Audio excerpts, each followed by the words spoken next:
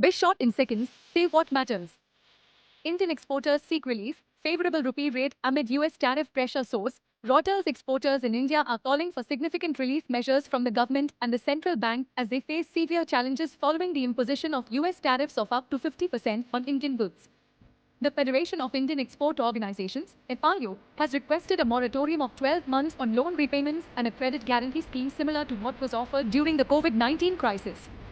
Sectors under particular stress include textiles, chemicals, gems and jewelry, and fisheries, industries that employ millions in both formal and informal sectors.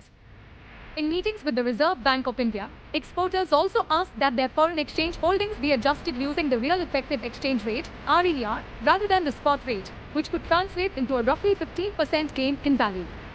The banking system has shown some openness to broader fiscal support, though many lenders are cautious about loan moratoriums, citing financial stability risks. The government is reported to be working on support measures, though no formal US tariff relief has yet been announced. Exporters' concerns are not just financial, they fear job losses and erosion of global competitiveness if the tariffs continue unchanged. Many are looking to expand into markets in Europe, Africa, and Asia to diversify their dependence. The outcome of ongoing trade negotiations will be closely watched.